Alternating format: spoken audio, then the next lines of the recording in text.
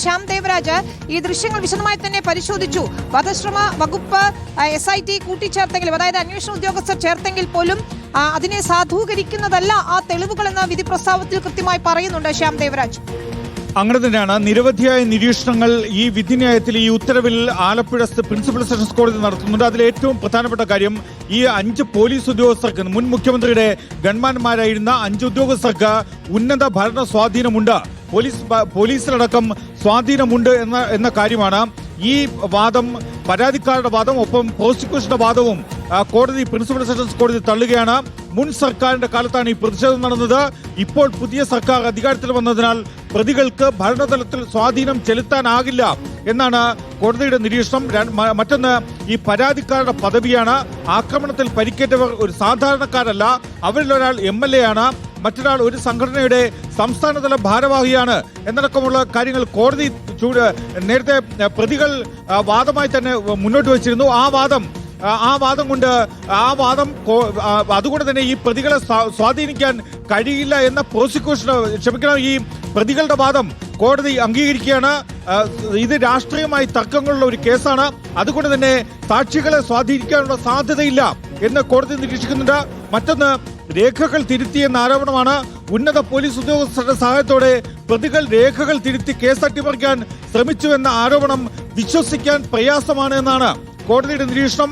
പ്രതികൾ വെറും പോലീസ് കോൺസ്റ്റബിൾമാർ മാത്രമാണ് എന്നത് ഇതിന് അത്തരമൊരു കാരണമാണ് കോടതി ഇതിൽ കാരണമായി തന്നെ നിരീക്ഷിക്കുകയും ചെയ്തത്. മാത്രമല്ല, പ്രതികൾ അന്വേഷണത്തിൽ നിന്ന് ഒളിച്ചോടാൻ സാധ്യതയുണ്ട്, അതുകൊണ്ട് തന്നെ മുൻകൂർ ജാമ്യം നൽകരുത് എന്നൊരു വാദം പ്രോസിക്യൂഷൻ SIT നേരത്തെ ഉയർത്തിയിരുന്നു.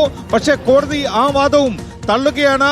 പ്രതികളായ പോലീസ് ഉദ്യോഗസ്ഥർ അന്വേഷണ ഉദ്യോഗസ്ഥൻ വിളിച്ചപ്പോഴെല്ലാം നേരിട്ട് ഹാജരായിട്ടുണ്ട്.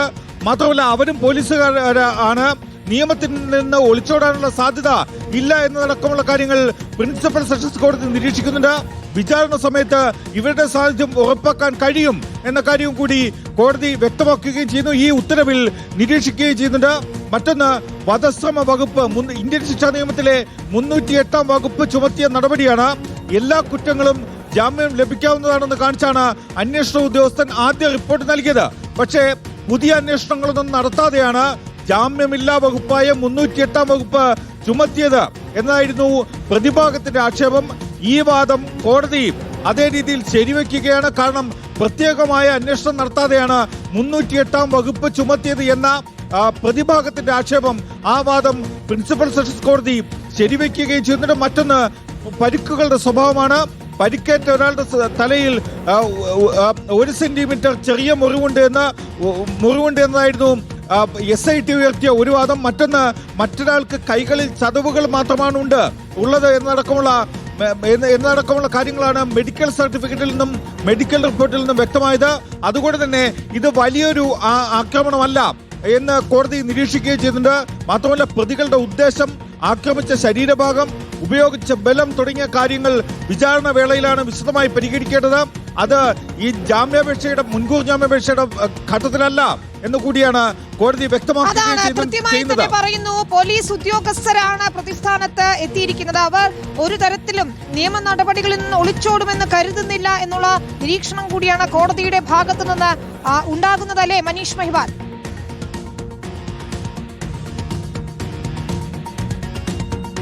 പ്രധാനമായും വിനീത, കോടതിയുടെ നിരീക്ഷണങ്ങൾ 308 വകുപ്പ് ചേർത്തതിൽ അസ്വാഭാവികതയുണ്ടെന്ന് കോടതി പറയുന്നുണ്ട്. അതായത് പ്രധാനമായ വാദഗതികൾ 308 IPC 308 ചേർത്തത് 2 മണിക്കൂറിന് ശേഷമാണ്. അതായത് ഈ കേസിൽ മുൻകൂർ ജാമ്യാപേക്ഷ, നേരത്തെ ജാമ്യമില്ലാത്ത വകുപ്പിൽ, ജാമ്യമുള്ള വകുപ്പിൽ പ്രതികൾ കോടതിയിൽ ഹാജരാകാൻ തയ്യാറായിരുന്നു, കീഴടങ്ങാൻ തയ്യാറായിരുന്നു. അതിനുശേഷം രണ്ടാമത് 2 മണിക്കൂറിന് ശേഷം 308 വകുപ്പ് ചേർത്തൽ കോടതിക്ക് അസ്വാഭാവികതയുണ്ട്. ഒപ്പം തന്നെ രാഷ്ട്രീയ പശ്ചാത്തലമുള്ള കേസുകളിൽ അന്വേഷണവും വ്യക്തി സ്വാതന്ത്ര്യവും തമ്മിൽ തുലനാവസ്ഥ പാലിക്കണം, പ്രതികൾ പരാതിക്കാരെ സ്വാധീനിക്കില്ലെന്ന് കോടതിയുടെ വിലയിരുത്തലുണ്ട്. ഒപ്പം തന്നെ ഈ കേസിൽ ജൂൺ 11 ചോദ്യം ചെയ്യൽ ആരംഭിക്കുക. 5 പ്രതികളും അന്വേഷണ ഉദ്യോഗസ്ഥന് മുന്നിൽ ഹാജരാകണമെന്ന് കോടതി പറയുന്നുണ്ട്.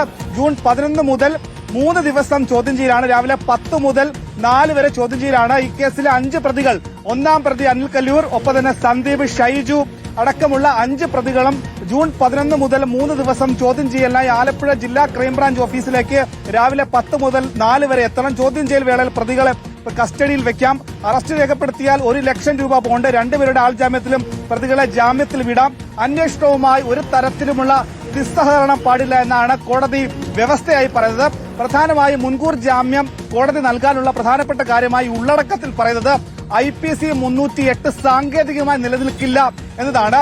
IPC 308 നിലനിൽക്കാനായി വാദിഭാഗം കോടതിയിൽ നിർത്തിയ പ്രധാനപ്പെട്ട തെളിവുകൾ ഒന്ന് സാക്ഷിമൊഴികളും ഒപ്പം തന്നെ ഈ വിഷ്വൽ ഈ മർദ്ദനത്തിന്റെ ദൃശ്യങ്ങളായിരുന്നു. പക്ഷേ മർദ്ദന ദൃശ്യങ്ങൾ അത് കോടതിയിൽ വാദം നടക്കുന്ന സമയത്ത് തന്നെ കോടതിയുടെ വിലയിരുത്തലായിരുന്നു.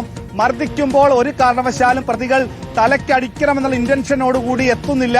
കുനിഞ്ഞപ്പോൾ ലാത്തിയുടെ അഗ്രഭാഗം കൊണ്ട് നടന്ന് വാദം നടക്കുന്ന സമയത്ത് തന്നെ ഹണിയം വർഗീസിന്റെ വിലയിരുത്തലുണ്ടായിരുന്നു. അത്തരം കാര്യങ്ങളെ പറ്റി നേരിട്ട് ഈ വിധി പകർപ്പിൽ പറയുന്നില്ല എങ്കിൽ കൂടി ഈ ഒരു വിധിയെ സംബന്ധിച്ച് കോടതിയുടെ സംശയം അതാണ്. കോടതി നേരത്തെ ഉയർത്തിയ നിരീക്ഷണങ്ങൾ അതൊക്കെ തന്നെയാണ് വിധി പ്രസ്താവത്തിൽ പ്രധാന നിരീക്ഷണങ്ങളായി തന്നെ വരികയും ചെയ്യുന്നത്. മനീഷ് മഹിബാലാണ് ഈ വിധി പകർപ്പ് ആദ്യം പ്രേക്ഷകരിലേക്ക് എത്തിക്കുന്നത്. ഏതായാലും 11-ാം തീയതി അന്വേഷണ ഉദ്യോഗസ്ഥർ മുന്നിൽ ഹാജരാക്കണം. രാവിലെ 10 മണി മുതൽ വൈകിട്ട് 4 മണി വരെ ചോദ്യം ചെയ്യാം എന്നതാണ് ഇപ്പോൾ കോടതി വിധിയിൽ പറയുന്ന പ്രധാനപ്പെട്ട കാര്യം. ഏതായാലും ഗവൺമെന്റ്മാർക്ക് മുൻകൂർ ജാമ്യം അനുവദിച്ച കോടതി നടപടിയിൽ സംശയം പ്രകടിപ്പിക്കുകയാണ് മർദ്ദനത്തിനിരയായ AD തോമസ് MLA. ഈ കോടതിയിൽ നിന്ന് നീതി കിട്ടുമോ നിഷ്കളങ്കരെ എന്നാണ് പൊതുജനം ചോദിക്കുന്നത്. കോടതിയുടെ മുൻ വിധികൾ അറിയാമല്ലോ എന്നും പ്രതികരിക്കുന്നു MLA. CPM ജില്ലാ സെക്രട്ടറിയുടെ മകളുടെ കോടതിയിൽ നിന്ന് ഇതിൽ കൂടുതൽ പ്രതീക്ഷിച്ചിരുന്നില്ല എന്ന KSU ആരോപിച്ചു.